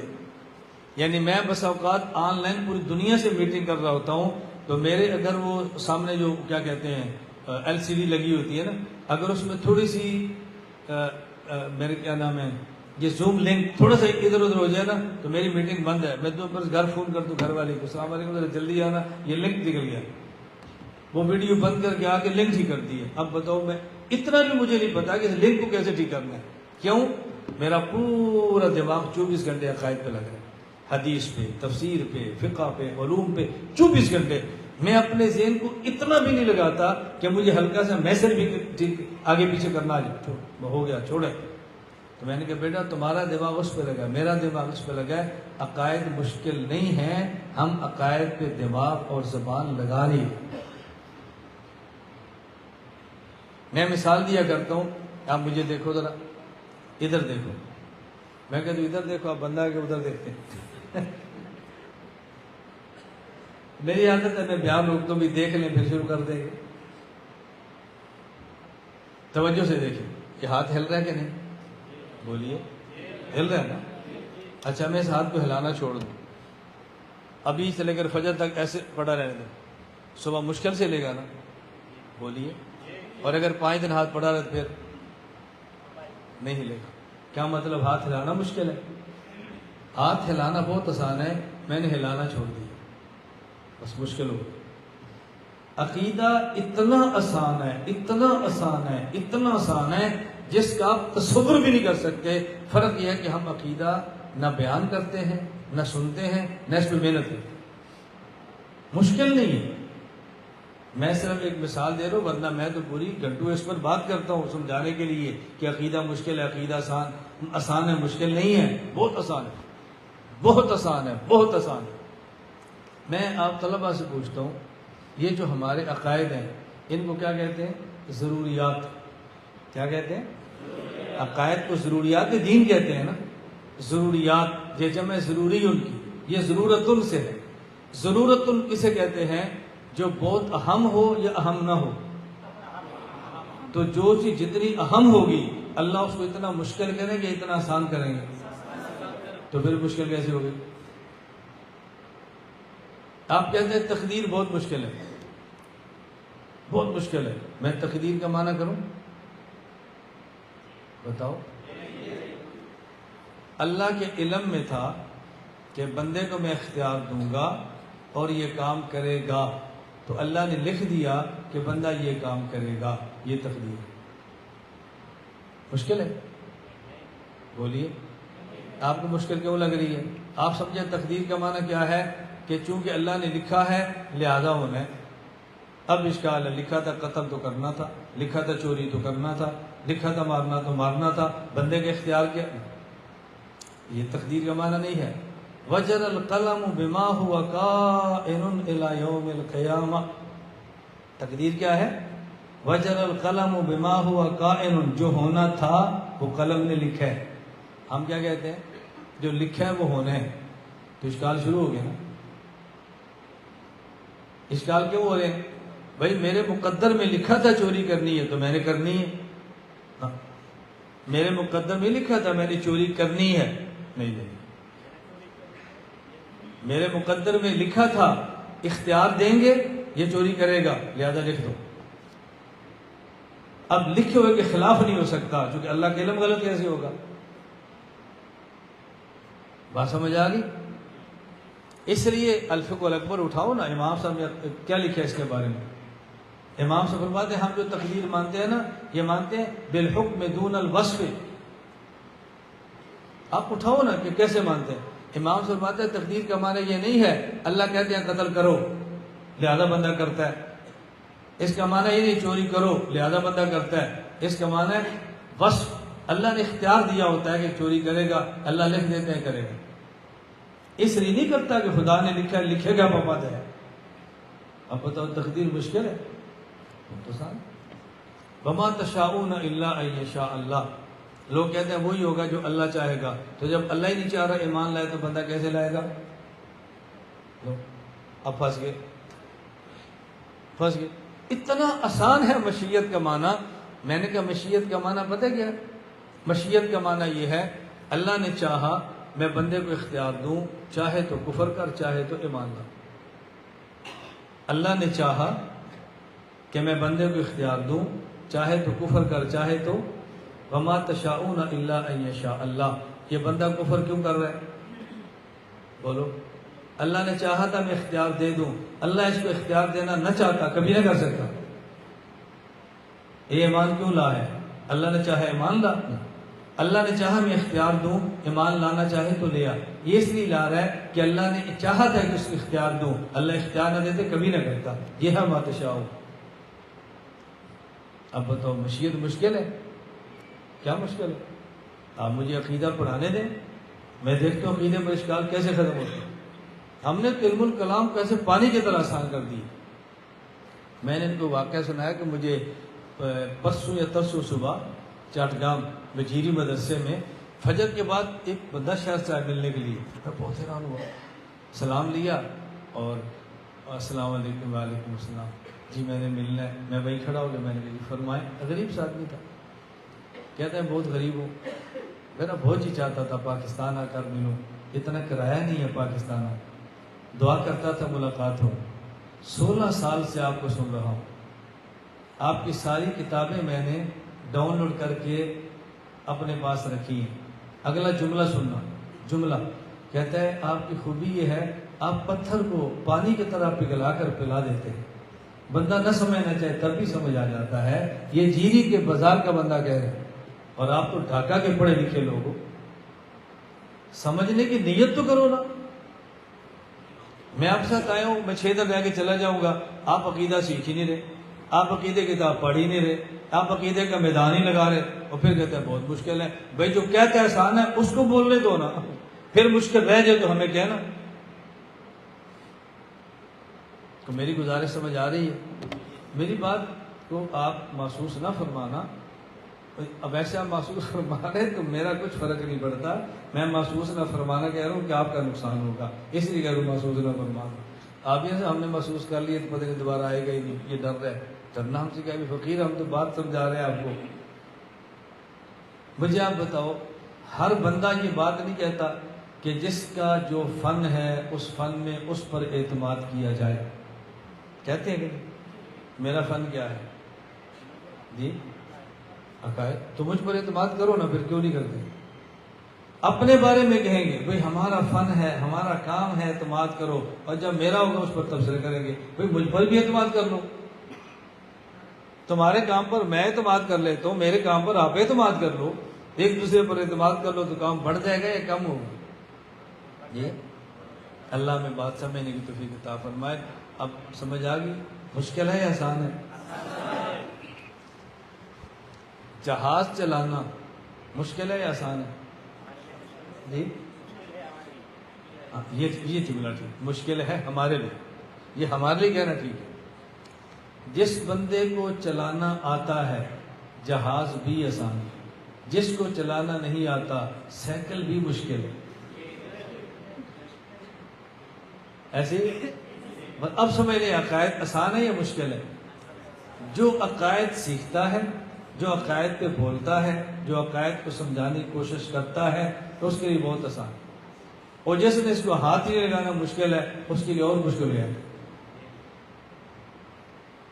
یہ بخاری شریف آپ کے سامنے ہے, مشکل ہے یا آسان ہے جی؟ کسی ریڈیو والے سے پوچھ لو کیا کہے گا, مشکل ہے. آپ سے پوچھ لو تو شیخ الحدیث سے پوچھ لو, وہ کہیں گے بہت آسان ہے, یہ تو مسئلہ ہی کوئی نہیں ہے. کیوں؟ انہوں نے اس پر محنت کی ہے نا. اللہ میں بات سمجھنے کی توفیق عطا فرمائے. چلے میں صحیح بخاری ایک حدیث پڑھ دیتا ہوں اور پڑھ کے آپ کو اجازت دے دیتا. آپ نے پڑھنی؟ کہتے نہیں. میں نے پڑھ دے. بسم اللہ الرحمن الرحیم.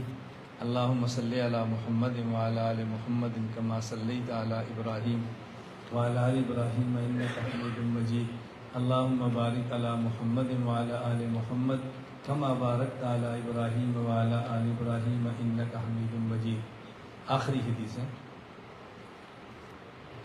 وبہ قال حدثنا احمد بن اشکاب قال حدثنا محمد بن حسین عن عمارۃ بن القعقاع عن ابی زرعہ عن ابی ہریرہ رضی اللہ تعالی عنہ وعنہم قال قال رسول اللہ صلی اللہ علیہ وسلم کلمتان حبیبتان الی الرحمن خفیفتان علی اللسان ثقیلتان فی المیزان سبحان اللہ وبحمدہ سبحان اللہ العظیم. میں نے جو حدیث پڑھی ہے اور اس کی برکت سے میں آپ تمام حضرات کو اپنی طرف سے حدیث بیان کرنے کی اجازت دیتا ہوں, لیکن اس حدیث کو بیان کرتے وقت اپنے اکابر کی تشریحات کو سامنے رکھنا ضروری ہے. اکابر کی تشریحات سے باہر نہ نکلیں. اللہ ہم سب کو بات سمجھنے کی توفیق عطا فرمائے. ٹھیک ہے, میں اب اس پر گفتگو نہیں کر رہا. ہاں کبھی ختم بخاری کا جلسہ ہو اور آخری حدیث پر میں بات کروں, پھر آپ دیکھیں نا حدیث کہتے کسی بذاخر آپ کہیں گے یہ اس کو عقیدہ نہیں آتا, اس کو تو حدیث آتی ہے. میں نماز پڑھا ہوں آپ میرے پیچھے پڑھیں. تو آپ کہہ رہے ہیں یار یہ تو عقیدہ نہیں، یہ خطیب نہیں، تو قاری ہے. دیکھیں میں جب تلاوت کروں گا آپ نے کہنا قاری ہے یہ تو، ہم اس کو مولوی سمجھتے رہے. آپ خانقاہ بٹھا دیں صبح مجلس لگاتے ہیں تو آپ نے کہنا یہ تو پیر صاحب ہے، ہم نے اس کو کیا سمجھا. بتاؤ کتنا اللہ کا، کتنا خدا کا کرم ہے. آپ میری کتابیں دیکھیں گے لوگوں کو یقین ہی نہیں آتا اتنی عمر میں کیسے اتنی کتابیں ہیں. میں نے شمائل ترمذی کی شرح زبدۃ الشمائل جیل میں 9 دن میں لکھی ہے. کتنے دنوں میں؟ 9 دن میں جیل میں. اور ایسے وقت باہر تالا، پھر تالا، پھر ہوا تالا، پھر برآمدے کا تالا، پھر کمرے کا تالا، پاؤں میں بیڑیاں، قلم اور کاغذ پہ پابندی، ملاقات بھی نہیں ہے. 9 دن میں لکھ کے میں نے باہر بھجوائی. اب سوچیں ذرا. اور اس پہ تقریر پتہ کس کی ہے؟ مولانا سید احمد پالپوری رحمۃ اللہ علیہ. دیکھیں نا ذرا تقریر کس کی ہے. کتاب جیل میں لکھی جا رہی ہے، تقریر دیوبند سے آ رہی ہے اور 9 دن میں لکھی ہے. میں پہلے میں نے 40 دن میں سندن متنن شمائل ترمذی کی حفظ کیا، اس کے بعد پھر میں نے لکھنا شروع کیا، پھر 9 دن میں لکھا. پہلے حفظ کیا پھر لکھنا شروع کیا. ہم نے ایسے حدیث پہ کام نہیں کیا. دیکھیں آپ نے پڑھی، میں نے زبانی پڑھ دی. میں تو بخاری میں یوں بات کروں گا. میں صرف گزارش کر رہا ہوں، ہمیں غلط فہمی ہے. میں نے عقائد کو ترجیح زیادہ دی ہے. اس کا معنی یہ نہیں ہے کہ باقی کتب ہمیں آتی نہیں یا ہم نے پڑھائی نہیں یا ہمارا کوئی ان سے رابطہ تعلق نہیں. ایسا مسئلہ نہیں ہے. اللہ میں بات سمجھنے کی توفیق عطا فرمائے. میں ساتھیوں کو چلے ایک چھوٹی سی بات کہہ کے بات ختم کرتا ہوں. ہم مقلد ہیں امام اعظم ابو حنیفہ رحمۃ اللہ علیہ. ہم مقلد ہیں امام اعظم ابو حنیفہ رحمہ اللہ تعالیٰ کے. غیر مقلد نے پوچھا کہ آپ امیر المؤمنین فی الحدیث امام بخاری کو چھوڑ کر ابو حنیفہ کی تقلید کیوں کرتے ہو؟ میں نے کہا اس لیے کہ ہم عاشق مدینہ ہیں.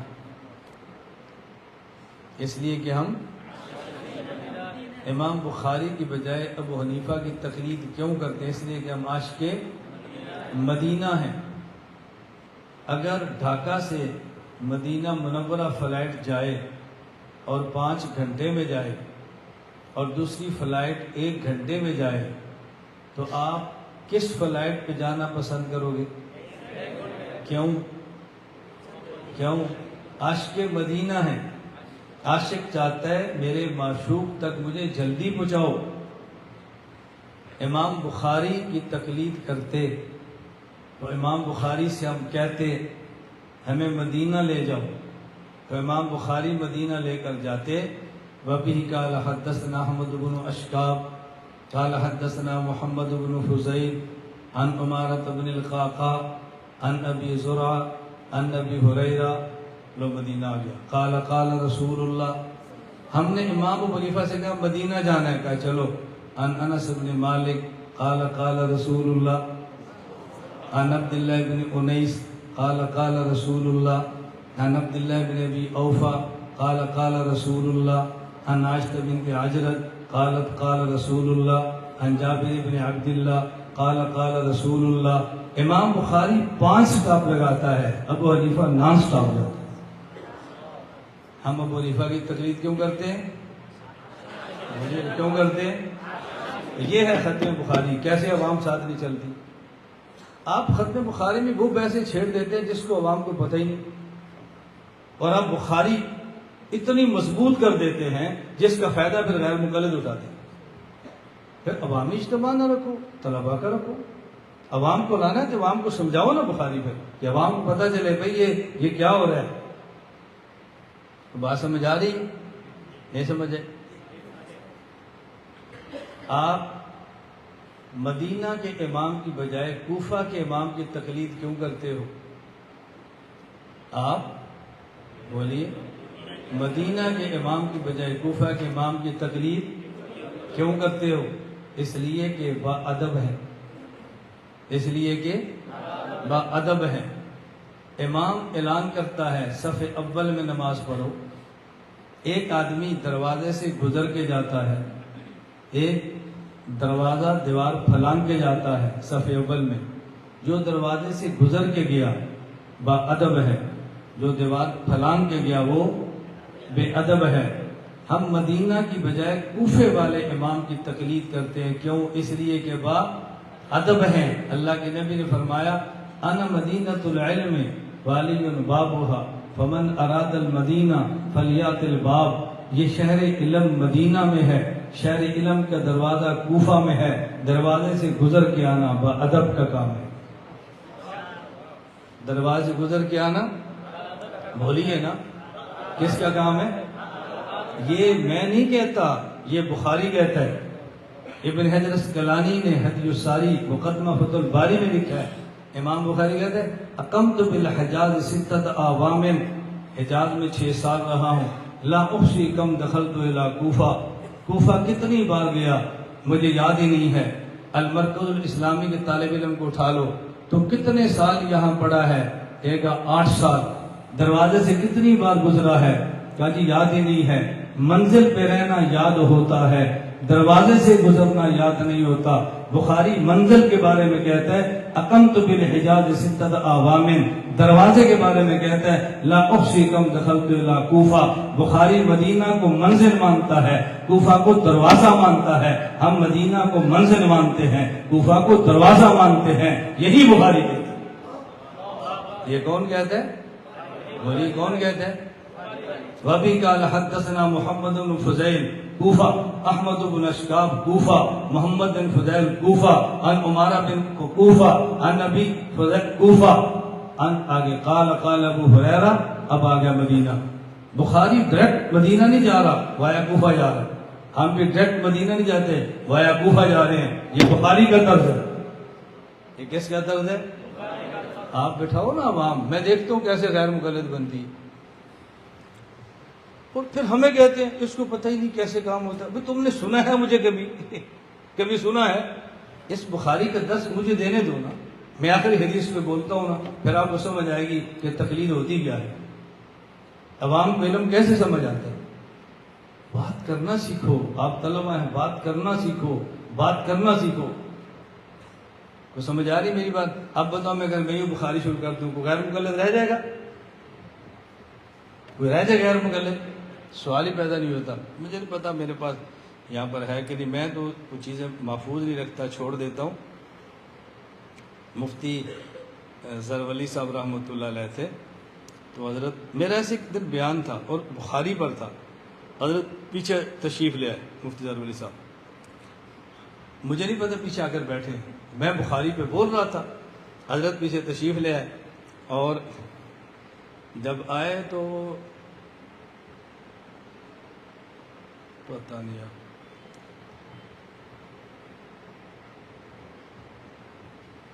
مجھے کہ دیکھنا پڑے گا یا نہیں۔ حضرت میرا پیچھے سے بیان سن لیے بیٹھ کے، پھر مفتی زرولی صاحب رحمۃ اللہ علیہ بس فرمانے لگے، وہ جملہ عجیب تھا، کہا جو مولانا کی تقریر اگر یہ پورے پاکستان میں تقسیم کر دی جائے، کوئی جاہل بھی نہ بچے، کوئی غیر مقلد بھی نہ بچے۔ ہے بہت مجھ سے بہت آخری، دیکھیں آخری زندگی شاید پیغام ہو گئے تھے۔ اللہ تعالیٰ کی عمر میں، علم میں اور دیگر جو اسلام کے آخری زندگی کے پہ ان کے خلاف بولا نہیں جا رہا، مسلسل بولا نہیں جا رہا، تب بھی گفتگو کریں گے۔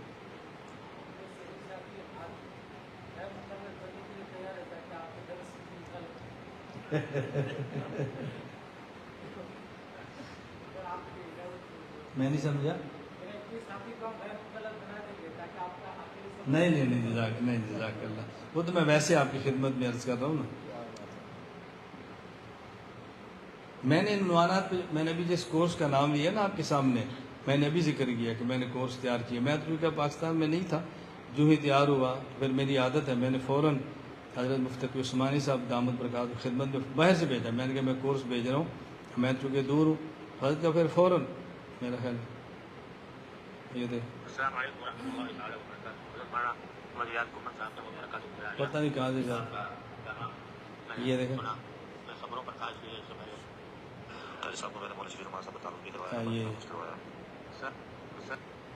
یہ پتہ نہیں کیسے چل رہا ہے۔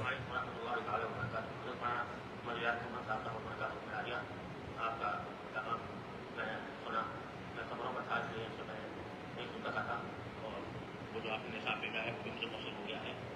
بس وہ نصاب پر ہے کہ مجھے بھیج ہو گیا اچھا ہی ہوگا، لیکن میں کچھ دن بعد دیکھتا ہوں، پھر آپ کو مشورہ بھی دیتا ہوں۔ میں صرف بتا رہا ہوں، ایسا نہیں ہے کہ میں اپنے اکابر سے رابطے میں نہیں ہوتا، ایسا نہیں ہے، ایسا نہیں ہوتا کہ میں اپنے مشائخ کے رابطے کے بغیر کام میں چلتا ہے، ایسا نہیں ہے۔ الحمدللہ ثم الحمدللہ۔ یہ تو میں نے ایسی تھوڑی سی جھلک آپ کو دی ہے، یہ بتانے کے لیے کہ بخاری سامنے رکھ کے حنفیت بیان کی جا سکتی ہے کہ نہیں؟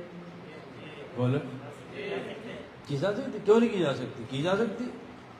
میں تو بخاری کے دروس میں سے چیلنج سے بولتا ہوں کہ پوری بخاری میں ایک بات کو جو حنفیہ کے خلاف ہو، ایک بات، کتنی عجیب بات ہوتی ہے، ایک بات، یہ بظاہر بہت مشکل سے عذاب ہے، وہ جب پیش کرتے ہیں تو میں کہتا ہوں یہ بخاری کی حدیث ہے، یہ کیا ہے؟ بخاری کی حدیث ہے، تو حدیث کا جواب ہم دیں گے نا، ہمارے خلاف کون سی ہوئی؟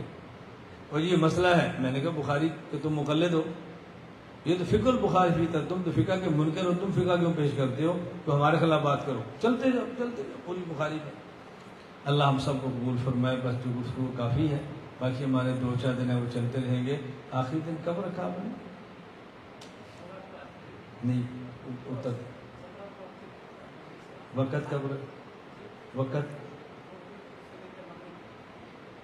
ظہر کو انشاءاللہ ہم نے یہ طے کیا تھا کہ آخری بیان انشاءاللہ 16 کو ہوگا، اور 17 کو ظہر کے بعد یہ ہم نے یہاں رکھا ہے اجتماع۔ یہ اجتماع ہمارا خانقاہی ہے۔ یہ کون سا ہے؟ کیونکہ مجھ سے بہت سارے ساتھی ایسے ہیں جو بنگلہ دیش میں ان کا اصلاحی تعلق ہے، تو مولانا حمزہ صاحب نے مجھے فرمایا کہ آپ ان کو یہاں بلا لو، کوئی ایک دن طے کر لو، ساتھی آنا چاہے تو آپ کو مل لیں۔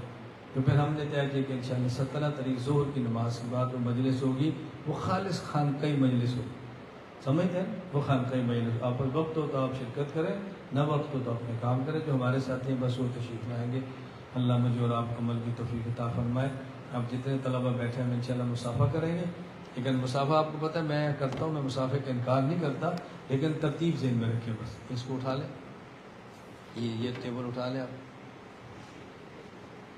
یہ ٹیبل دیکھیں، میں ترتیب بناؤں، آپ بیٹھے رہیں، ترتیب میں خود بنا نہیں، اس بیٹھنے کا مطلب تھوڑا بیٹھو بیٹھو بیٹھو، آپ اس کو اٹھاؤ، یہ ٹیبل اٹھا لیں، ٹیبل اٹھا لیں، ٹیبل اٹھا لیں، ٹیبل اٹھا لیں، بس یہ کرسی میری آگے کرتے، کرسی میری آگے کرتے، کرسی آگے اور آگے۔ آپ نے نہیں اٹھنا، آپ بیٹھے رہو، تو میرے قریب بیٹھو، یہ تھوڑی جگہ خالی کر دو۔ یہ جو آپ سب والے آپ نہ اٹھیں، آپ جلدی نہ کریں، آخری سب والے آئیں، پھر اگلی والے آئیں، پھر اگلی والے آئیں، آپ سب سے بعد میں جاؤ۔ آ جاؤ بھائی، مسافر والے آ جاؤ، شاباش آئے۔ اب آخری صاحب والے بھائی بیٹھو، آپ بیٹھو بیٹھو بیٹھو، بیٹھ جاؤ۔ وہ آخری صاحب والے پہلے، آخری صاحب والے، آخری صاحب، اوے ایک لائن ہے، ایک لائن، آؤ جی آپ آ جاؤ، آپ بیٹھ، آپ آ جائیں، آ جائیں، آ جائیں، آ جائیں، یہ صف والے بیٹھے رہو، اٹھاؤ، چلو چلتے جائیں، چلتے جائیں۔ وعلیکم السلام، وعلیکم السلام۔ اوے کیوں اٹھتے ہو، جلدی کیوں کرتے ہو؟